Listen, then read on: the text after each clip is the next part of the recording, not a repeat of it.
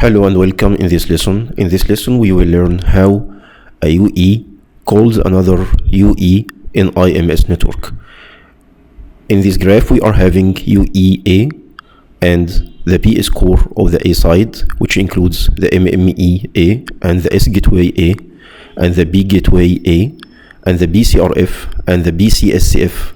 and the I-CSCF and the S-CSCF and the MMTEL and the convergent HSS. In addition to the CCF, which is used for charging, and in the B side we are having the MMTEL and the SCCAS and the I-CSCF and the S-CSCF and the B-CSCF and the BCRF and the B is core of the UEB, which is the S gateway and the B gateway and the MME of UEB. First of all, the UEA will send an invite message to the P-CSCFA. This invite message contains the URI or the contact number of UEB. The B-CSCF knows this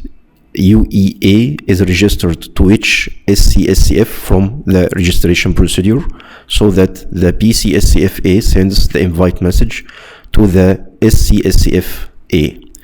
Then the S-CSCFA sends the invite message to the MMTEL in order to initiate the subscribed services of UEA.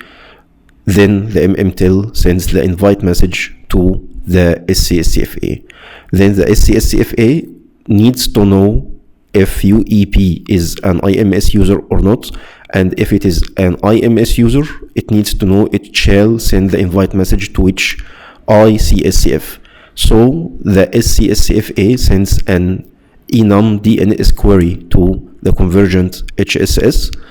which includes the enum server and the DNS server, so that the HSS returns the enum DNS response message to the S-CSCFA, tells the S-CSCFA that the UEP is an IMS user and you shall contact the I-CSCF with IP address XYZ, so that now the S-CSCFA knows the IP address of the I-CSCFB that it shall send the invite message to, so that the S-CSCFA sends the invite message to the I-CSCF of the B side.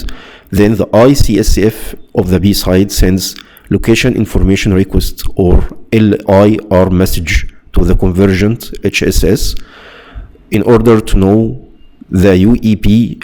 is currently registered to which S-CSCF, so that the convergent HSS replies with location information answer, which includes the IP address of the S-CSCF that the UEP is registered to.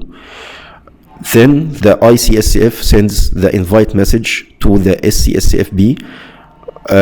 but actually this message is not indicated here because the I-CSCF and the S-CSCF of the B side both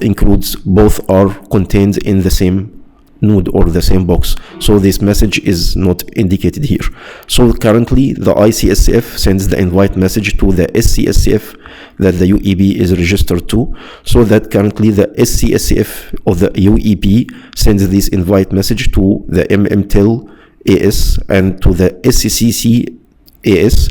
It sends to the MMTEL AS in order to initiate the subscribed services of UEB, and it sends it to the SCC AS in order to make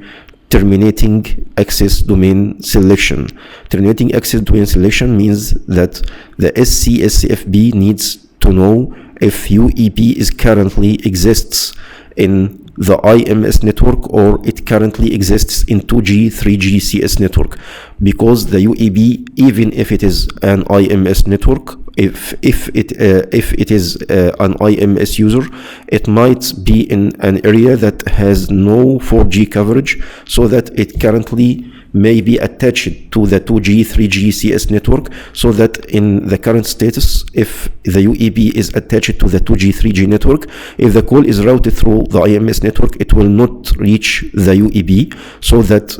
the S-CSCF-B shall make sure first from the SCCAS using the TADS procedure if UEB is currently exists in the IMS network or it currently exists in the 2G, 3G CS network, so that it sends the invite message to the SCCAS.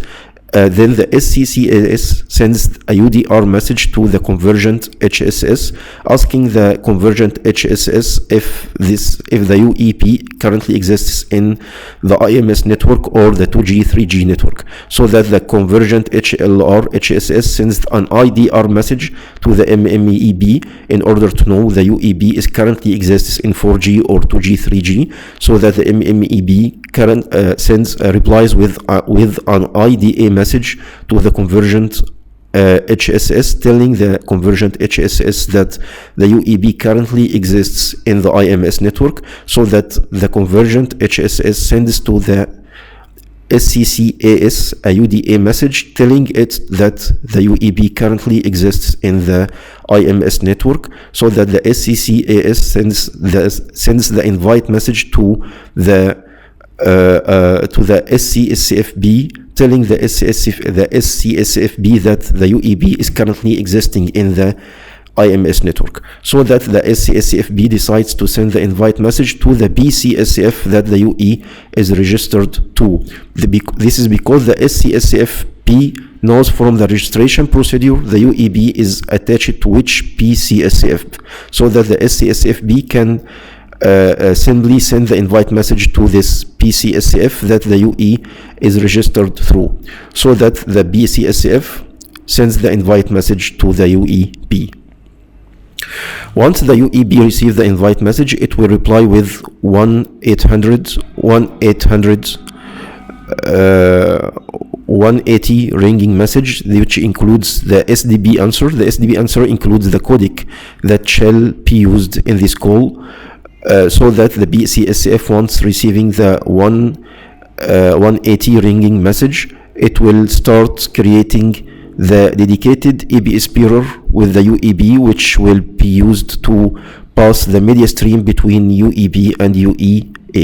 Once the P-CSCF finishes the creation of the dedicated bearer with UEB, it will send the 180 ringing message to the P-CSCF-A through the S-CSCF-P, then the MMTL-P, then the MMTL-A, then the S-CSCF-A, then the P-CSCF-A. Once the P-CSCF-A receives the 180 ringing message, it will start creating the dedicated bearer with the UEA, which will be used in order to pass the media stream between the UEP and UEA. After finishing the creation of the dedicated bearer, the P-CSCF-A will forward the 180 ringing message to the UEA. Then the UEA will reply with provisional acknowledge message to UEP, and the UEP will reply with 200 OK to the provisional acknowledge message.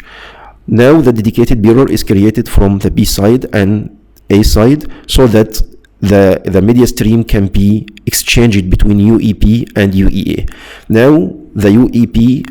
starts to answer the call, so that it sends 200 OK message to the P-CSCF-B, then the S-CSCF-P, then the MMTL-P. Then the MMTL-P starts charging this user by sending SAR message to the CCF. This message is used to tell the CCF that the call started, so that you have to start charging this user. Then the MMTL-P forwards the 200 OK message to the MMTL-P to the MMTL-A. Now the MMTL-A sends the ACR message as well to the CCF in order to start charging this user. Then the MMTL-A sends the 200 OK message to the S-CSCF-A, then to the P-CSCF-A, then the P-CSCF-A sends this message to the UEA. So now the UEA knows that the UEP is answered the call. So now the UEA and the UEB can now exchange media stream and talk to each other. After the call finishes, the UEA decides to end the call, so that it sends a PI message to the P-CSCF-A then to the S-CSCF-A, then to the MMTEL-A. Now the MMTEL-A sends ACR message to the CCF in order to tell it that the call is ended, so that you have to end charging the user. Then it forwards the buy message to MMTEL-P, which in turn sends an ACR message to the MMTEL-P to inform it that the call has ended, so that you have to stop charging the user. Then it sends the buy message to UEB. Once the UEB receives the buy message, it confirms it confirms it received the buy message by sending a 200 OK message to the P-CSCF, then to the S-CSCF.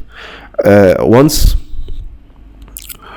the P-CSCF receives the 200 OK message, it starts deleting the dedicated bearer that was established to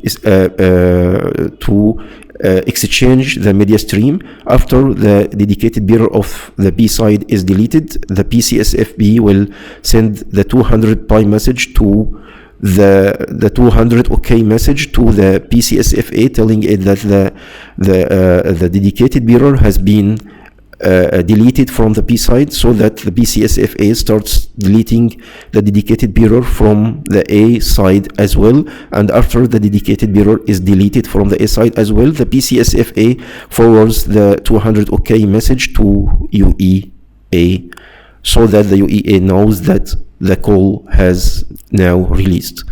This is simply the call flow between UEA and UEB. Thank you very much, and see you in the next video.